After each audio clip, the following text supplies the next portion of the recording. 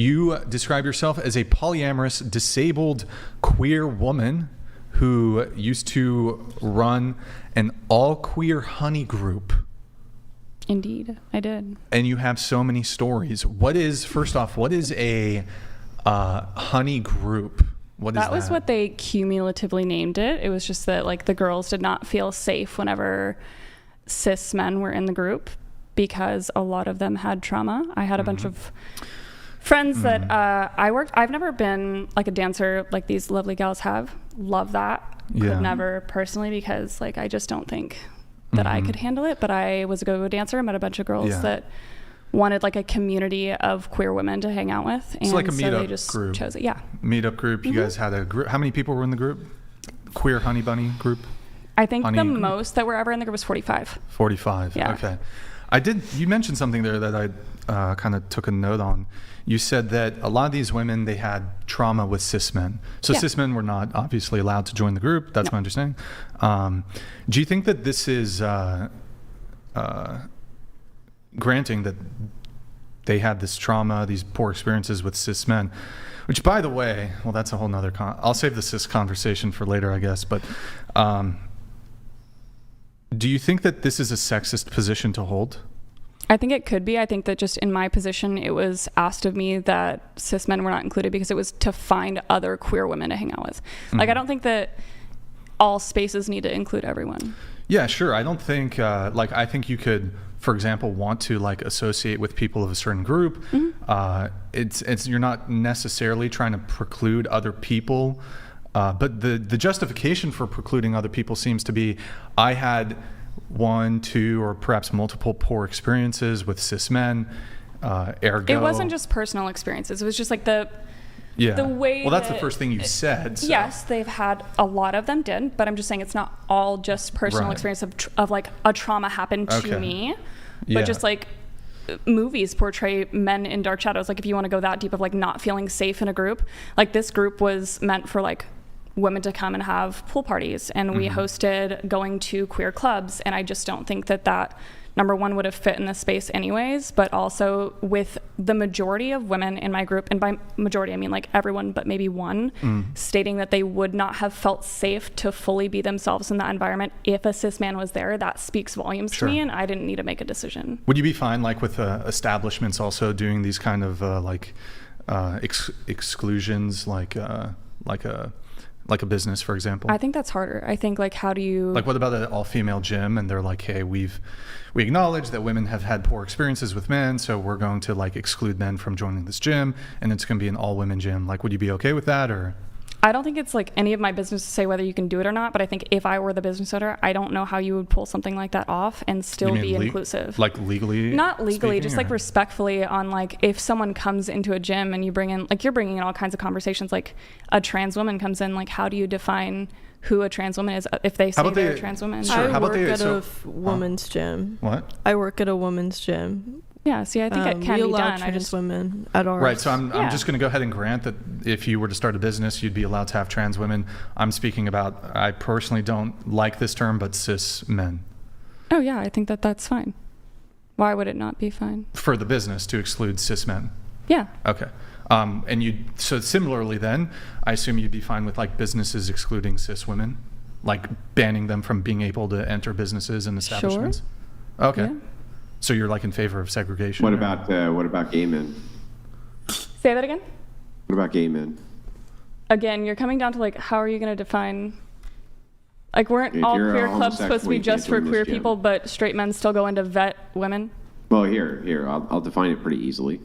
If you're a part of a same-sex relationship and you're a male, you can't join our Thank you gym. for mansplaining that to me. I appreciate it actually like so much. How do you? Well, I don't understand. How do you say it depends on your definition, and then when I give you the definition, you call it mansplaining? No, I'm saying like that. Can you I'm saying that as a business owner, when someone's coming to your door, and you're going to turn them away like based on XYZ, like that's did you just want the definition, someone into or did you want to agreeing keep that they're down for segregation. I mean, I'm happy to give you the definition that you asked for. So the definition would be two males who are same sex, for sure, and they only have sex with males. You call them homosexuals, and you want to ban them from the business. There you go. There's your definition. I'm sorry that I had to mansplain that for you, giving you the definition that you asked for. But there you go.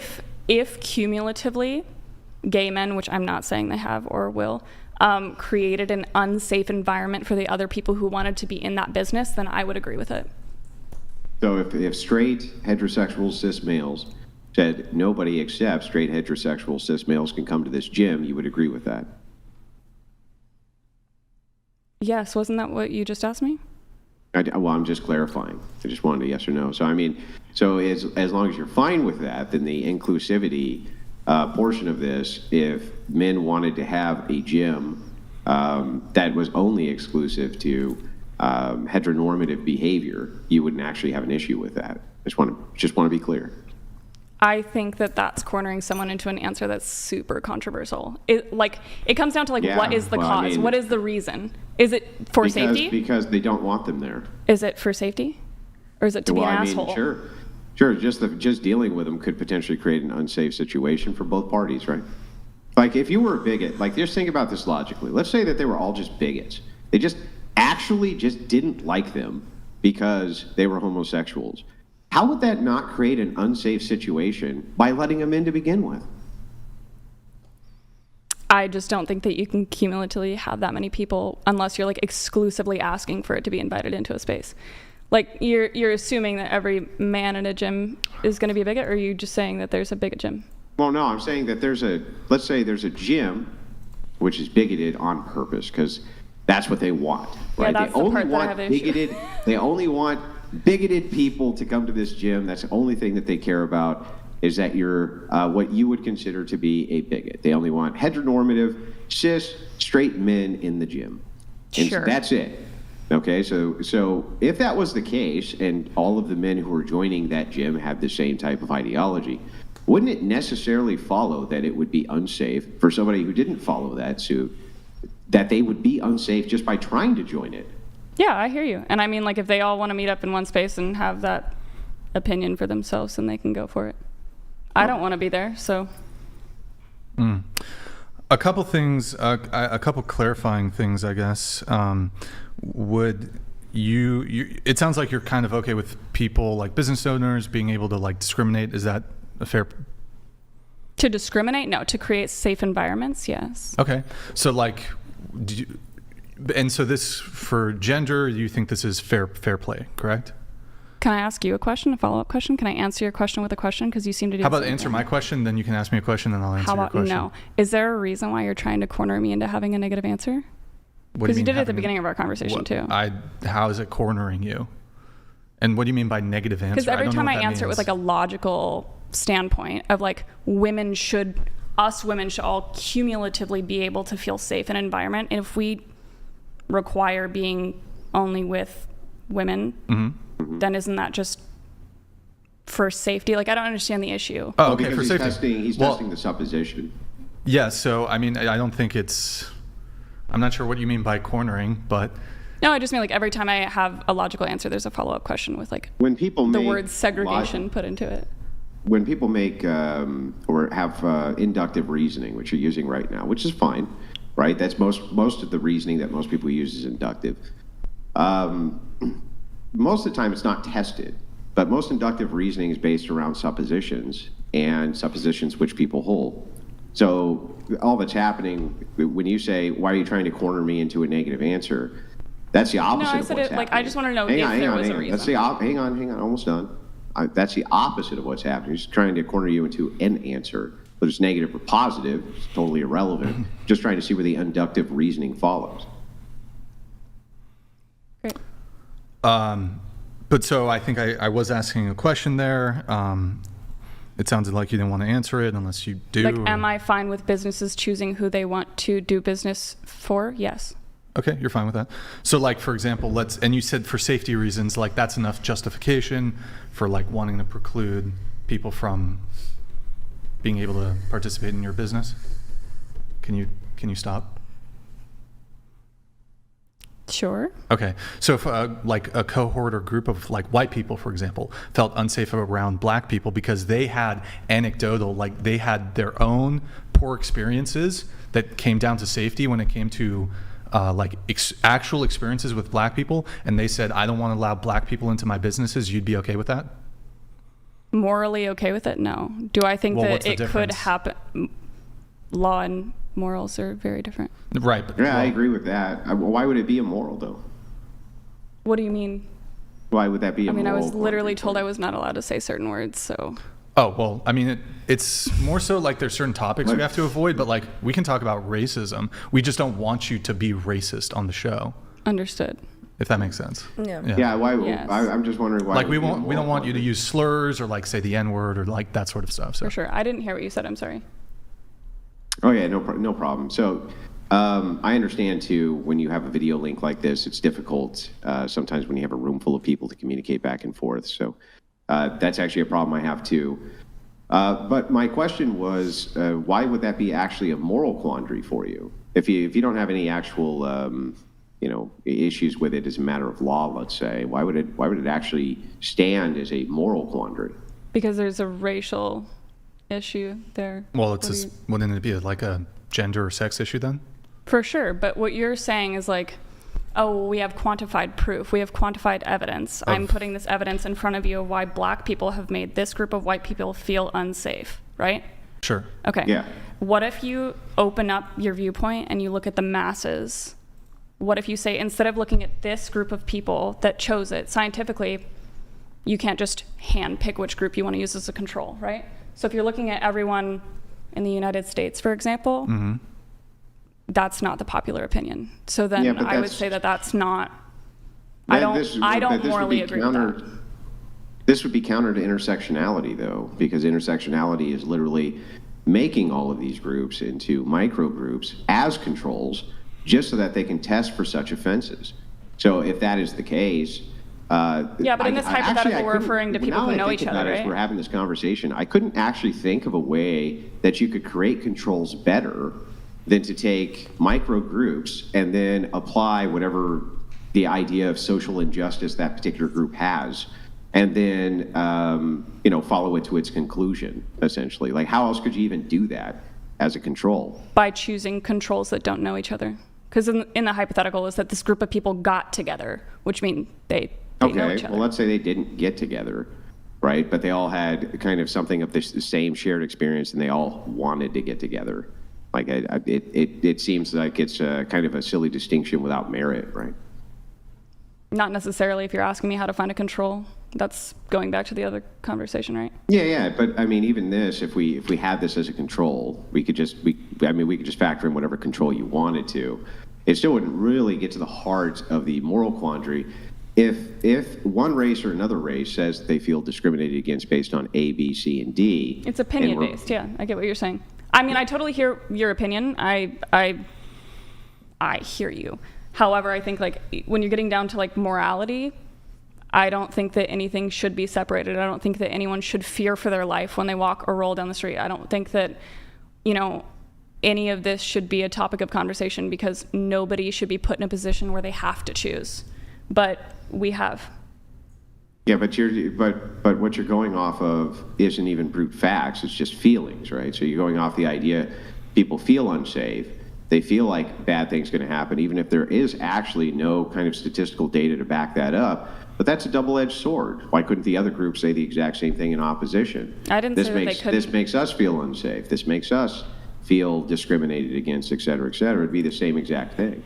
For sure. I hear what you're saying. However, again, it comes down to like history and facts. And whenever you add the two together, I create emotion. You create emotion. Emotions don't just fly at you and hit you in the head. Like they come from a place based in fact, based in history.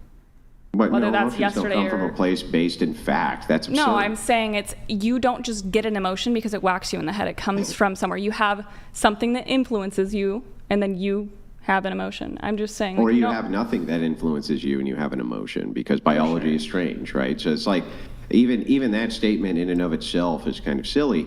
But if you were to back it up, right, and look at because what you're saying is let's look at the macro versus the micro. I think that's fair. Right. I think that's fair to say. I want to look at kind of the entire picture instead of the micro picture.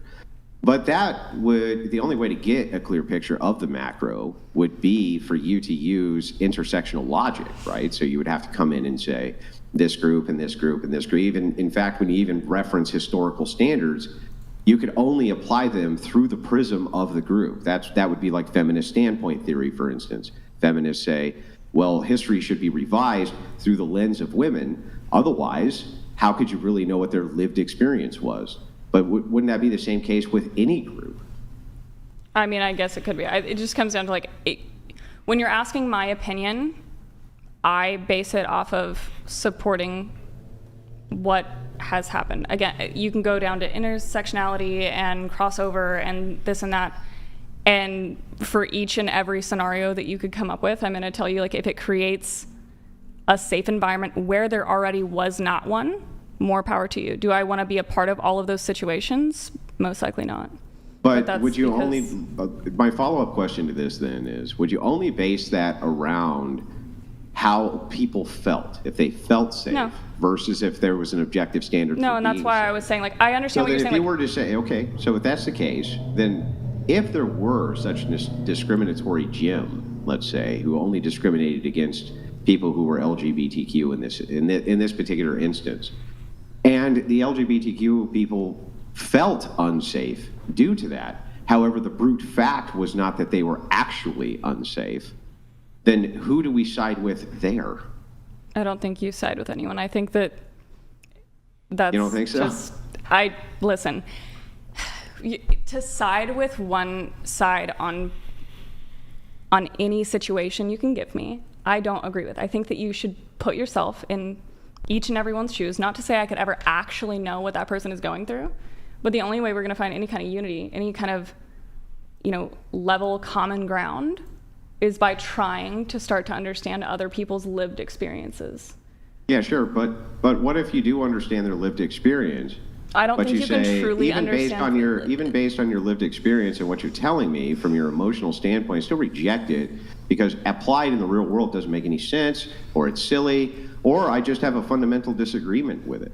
The idea that you can just kind of partake in someone's shoes and then through an empathetic link discover that you have more shared in common than not, I think that there's some possibility there. However, I also think that there's good logical refutations that you can make for why you should often ignore the empathetic experience and ignore why it is that people want you to walk a mile in their shoes. It's often detrimental to you to do so, right? That's your opinion. You don't think so? I think that it could be in a scenario if you gave them one I agreed with, but I can't just blanketly agree with a vague scenario.